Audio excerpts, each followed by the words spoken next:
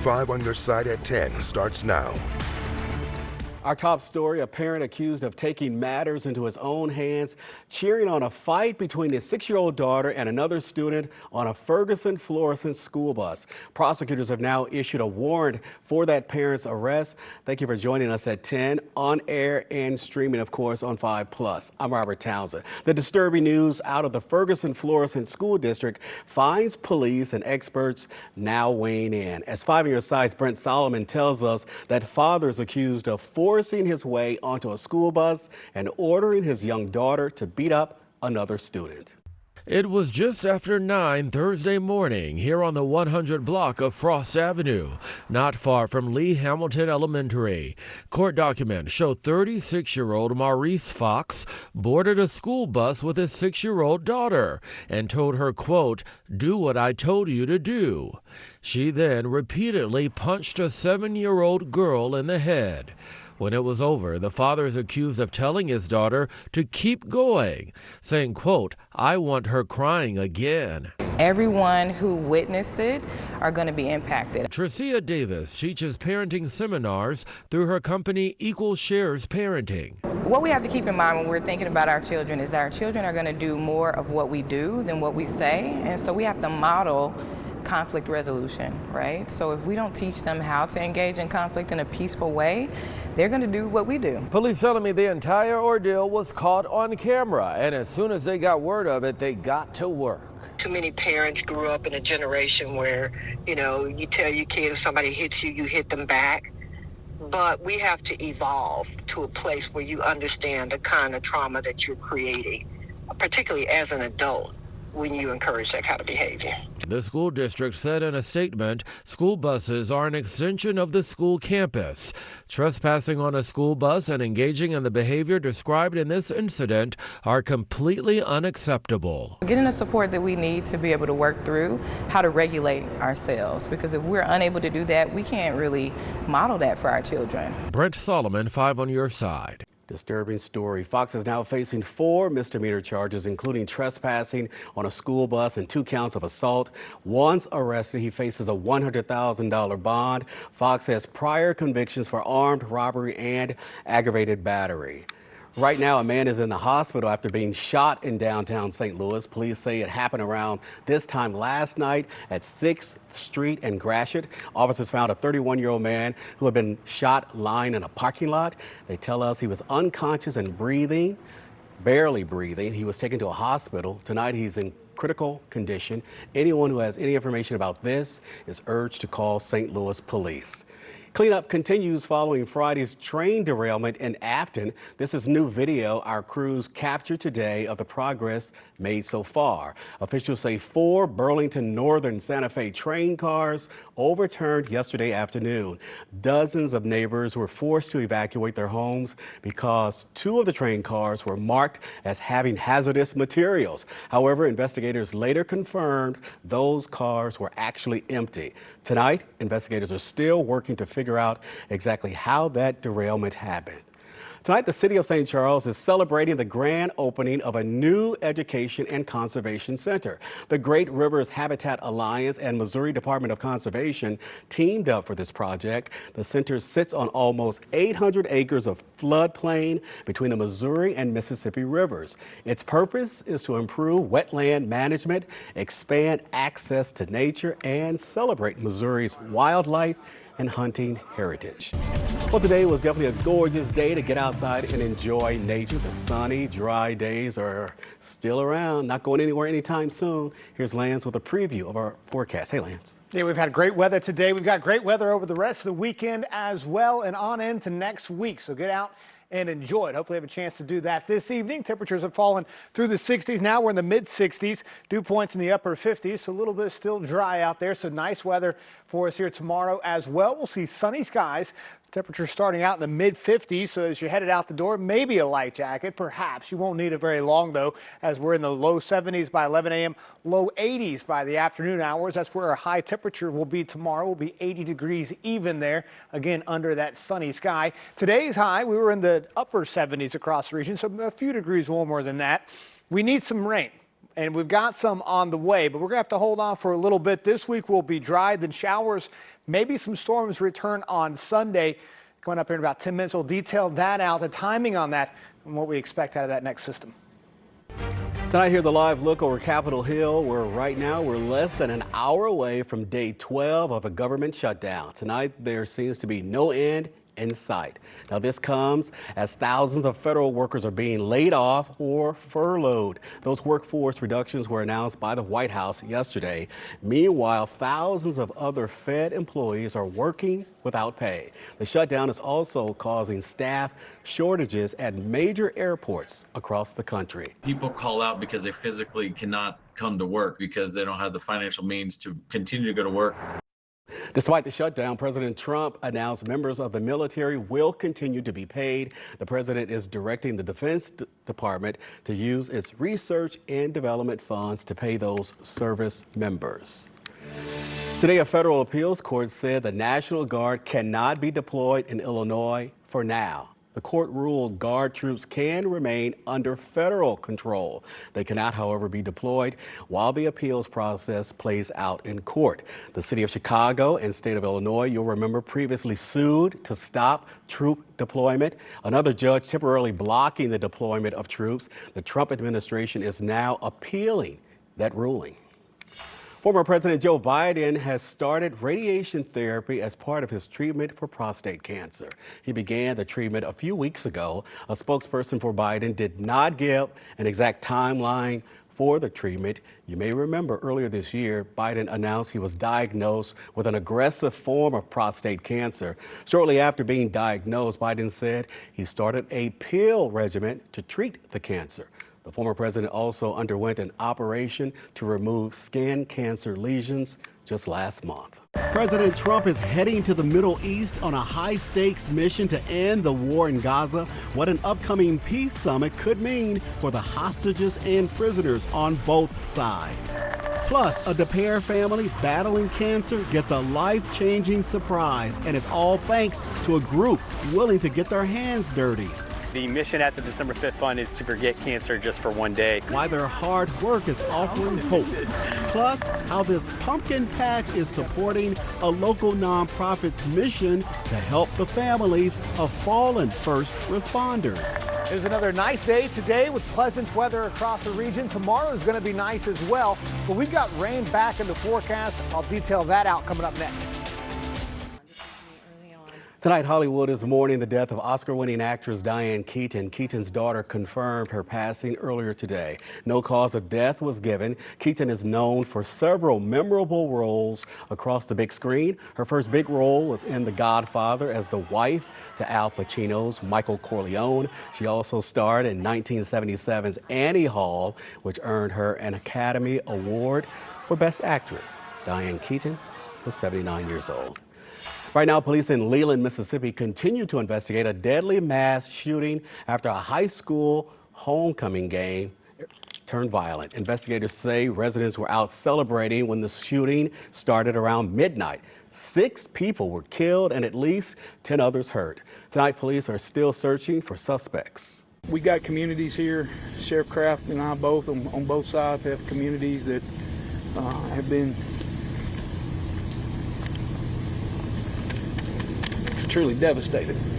Tonight, officials in Tennessee say no survivors have been found following Friday's massive blast at a military and industrial explosives plant. Police just confirmed for us 16 people died in that explosion. Police say they're now shifting their search to a recovery mission to find any remains. What caused the explosion is still under investigation tonight. And tonight, President Donald Trump is heading to the Middle East for a summit to end the war in Gaza. The president will co-chair the summit alongside Egypt's president. Leaders from 20 countries are expected to attend Monday's event. Now, it comes days after Israel and Hamas agreed to phase 1 of a peace deal brokered by the Trump administration. That deal could see hostages and prisoners begin to be released as soon as tomorrow. Coming up, a local nonprofit is transforming the homes of families fighting cancer. The emotional impact behind the group's big cleanup. Today, a St. Louis nonprofit teamed up with a local company to get their hands dirty. The goal, help a DePere family battling metastatic cancer. 5 on your side's Reagan DeTrolio reports on the work accomplished and the deeper meaning behind the cleanup.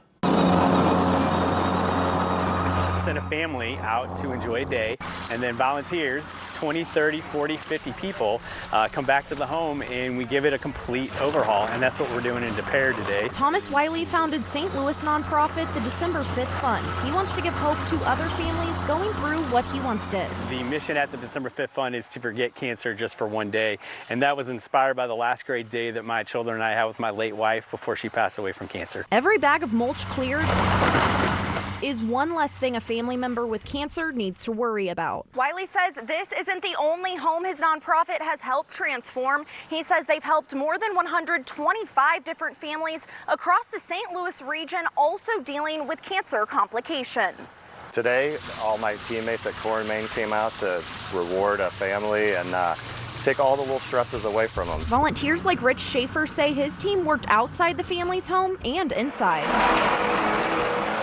They don't know who to thank. They don't know what happened, all the hard work we did today, but they just come back to a clean house. All the chores are done. And in just about 5 hours, a group of 20 to 30 people made this home spick and span. It was a lot of work, but as usual, these days are successful because of the volunteers, and they clearly did an awesome job. Reporting in DePere, I'm Reagan DeTrolio, 5 on your side. So nice to see those volunteers stepping in. And if you want to volunteer and help a family struggling with a cancer diagnosis, you can find more information for the December 5th Fund on KSDK.com. Just click on the As Seen on TV section. Today, another community event gave back to an organization that helps the families of fallen first responders. Peyton and Dakota's Pumpkin Patch returning to Rutherford in Herculaneum, Missouri. The Pumpkin Patch is organized by the daughters of Jonathan Nose, a paramedic who died in the line of duty. Now, the annual tradition collects donations by selling pumpkins and other pumpkin products. All the proceeds go to Backstoppers. It was a tragic accident in 2016 when Jonathan Nose passed away. And the family's been helping us ever since raise money to go back to Backstoppers since they're recipients from the Backstoppers. They helped our family when we were going through some bad times, but now we're gonna help them now. Girls making a big difference. Peyton and Dakota's Pumpkin Patch has been running for 6 years now. Organizers estimated they raised, listen to this, more than $3,000 today. Well, today was definitely a good day to get outside and carve some pumpkins. Meteorologist Lance Blocker joining us now with the weather impact forecast. Hey, Lance. Hey, Robert. And yeah, everything's nice out there tonight. We're going to have a nice quiet night across our region. Temperatures are falling through the 60s. We had some clouds, just a few clouds roll through earlier today. Unfortunately, not the rain-making variety, but still is a pleasant start to the weekend. Hopefully, have a chance to be outside and enjoy that. Tomorrow morning, temperature will start out in mid-50s. I'm going to say mid-40s. Mid-50s. We warm quickly to the low 70s tomorrow. We have been dealing with this now for quite some time. Very high mold count. And if you've got any allergies or any issues with allergies, that's likely what you're feeling out there as a result of that very high number. Grasses and weeds peaked up a little bit here in the past day or so, but the mold count there is staying above 50,000. That should come down over the next week or so. Temperatures over the next week or so, they're going to go up briefly to the low 80s for us tomorrow and Monday. Still great weather outside, a few degrees warmer than average. Next week will be the mid to upper 70s. Then a cold front moves through, a stronger cold front. That cold front could bring this. Look at this. We're in green, which means more than average rainfall in the extended outlook. That's October 19th through the 25th. So a little bit more active setup. Finally getting high pressure out of here in the long term. In the short term, again, we'll be quiet. The air is dry. So as this front moves towards us, watch what happens to that rainfall on Monday, nothing. We get clouds. That's it. We get nothing out of those clouds either. Then the cold front slips through. That's why we go from the 80s tomorrow and Monday to the 70s on Tuesday, Wednesday, and Thursday. High pressure returns, but it won't hang around very long. In fact, this high pressure is going to help us. On the west side of it, means we get a surge of some more moisture back into the region. That in advance of a newly developing system off to the southwest. That could bring some scattered showers and storms. The timing on this is still very uncertain, but all the forecast models have it. We expected it, and it's hopefully going to happen. I expect it to be likely here on Saturday is what I'm going with right now, but again, we got some time between now and then. None of these systems have developed, so that could change, but the next weekend at least looking favorable for some rain back into the region. This is our best signal for widespread showers and storms. For now, we're going the 40% chance of rain on Saturday until we get a little bit closer to that. But in the meantime, though, check out this week. I mean, be outside. You got to take some time outside this week. Sunny days are just not letting up. Yeah, I like we'll it. enjoy it. We'll enjoy it. Thanks a lot, Lance. Corey's here now with what's coming up in sports. Robert, we were all teed up for an amazing sports day, and it definitely delivered in terms of interest and excitement, but it left perhaps a bit to be desired when it comes to wins. From Columbia to Champaign to Calgary, we've got it covered next in sports.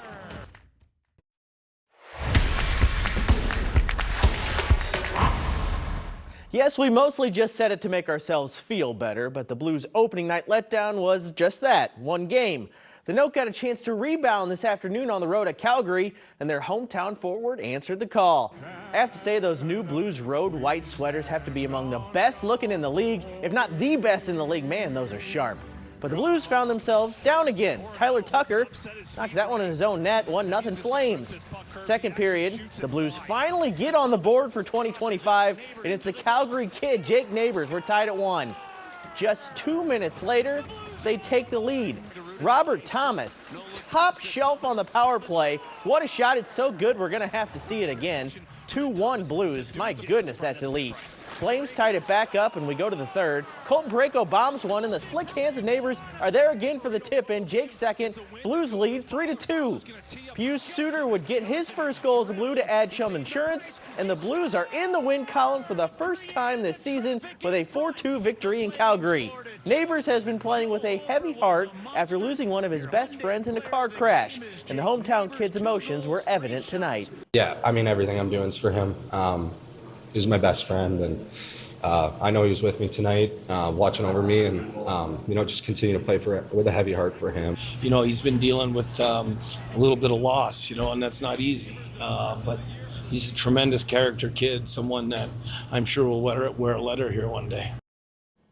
I cannot remember a day where both Mizzou and Illinois had games this big at the same time. The stage was set for a pair of signature wins, and we didn't get either. For Mizzou, the chances against number 8 Alabama were plenty, but the Tigers fell just a few plays short. Mizzou has not lost at Memorial Stadium in 735 days. Number 8 Alabama would prove to be their toughest test as they went for 16 straight at Faurot. Very first drive, Tigers rolling. Bo Pribula to Brett Norfleet, and the Francis Howe kid is in. The place goes nuts, 7-0 Tigers. Mizzou down 7 at the half, but they came out firing. Tigers forced Tide QB Ty Simpson to fumble, and Damon Wilson is there to recover inside Bama territory. Place is going nuts. A few plays later, Pribula breaks off one of the nastiest jukes you're ever going to see from a quarterback. That's filthy. We're tied at 17 all. But the Tide are the Tide. Simpson was clutch all day long. He hits Daniel Hill for the 1-yard score. That made it 27-17. Bama in the fourth. These Tigers do not quit, though. Pribula leads the drive and finds true freshman Donovan Alubade for a score, 27-24 Bama. The Mizzou defense held. They got the ball back with down 3 or a chance to win or tie the game, but Pribula throws his second pick of the day. This one to John Lee Jr., and that's all she wrote. Bama hands Mizzou their first loss of the season, 27-24, as the Tigers come up just short of a signature victory. Obviously, it wasn't good enough. We didn't win the game. My job is to lead scoring drives, so we score more points than them. It's 3 and out too much, and we weren't on the field that much, and I will just let them control the ball too much. Heartbreaking disappointment. I mean, we didn't come here to play them close. We came here to win. I'm not good with playing them close. It's bullcrap. We came here to win. We didn't get it done. So we're going to be disappointed, but we're going to learn our lessons and leave the event. We're not going to sit here and pout and make it more than it was. Brett Bielema, Illinois got their shot at number 1 Ohio State, and Ryan Day in Champaign in the Sea of Orange was rocking. Tough start. Luke Altmaier's pass deflected, up for grabs. Buckeyes pick it off. They would go score on offense, 10-0 Ohio State. Second quarter, Julian Sayin to Bo Jackson, and Bo knows the end zone. 20-0 Ohio State. Illinois created a bit of a spark in the second half. The handoff and then the pitch to Aiden Lawfrey. 20-10 Buckeyes, but number 1 would pull away. Sayin to Jeremiah Smith in the fourth quarter, and Ohio State dashes Illinois' upset hopes with a 34-16 win in Champaign. Just not a lot of things went our way, but we got to create those moments. I tell them all the time, before you can win a football game, you got to stop from losing, and we lost that game. It was just too many things that we gave them. A good football team like that, you can't spot them opportunities and expect to have success. Game 5 between the Cubs and the Brewers in the NLDS. Winner take all, tied at 1 in the fourth, and this shot would untie it. Andrew Vaughn with the homer to left for the Brewers. Milwaukee got an insurance home run as well, and they go on to close out the Cubs with a 3-1 win in Game 5. Milwaukee will face the LA Dodgers in the NLCS for a trip to the World Series. So, rough day on the college football gridiron, but the Blues finally get on the board with a win. You know, everybody was kind of concerned after that opening night loss, but like I said, it's one game. They looked a lot better today. All right, we're crossing our fingers. We'll take the good with the bad. Corey, thanks. How about a final look at our weather? Yeah, everything's looking great out there. Check out this forecast. It's about as bright as Robert's suit here. It looks good all the way across, which I like the suit. I was thinking earlier, I'm going to get the same one. It looks good. The forecast looks good. And that rain chance tacked into next weekend also looks good. So we'll take it. We're lighting up your Saturday night. That's right, no doubt. And that's 5 of your side at 10. Everybody, Saturday Night Live, of course, is next. Start your day with Today in St. Louis beginning at 6 a.m. bright and early tomorrow morning.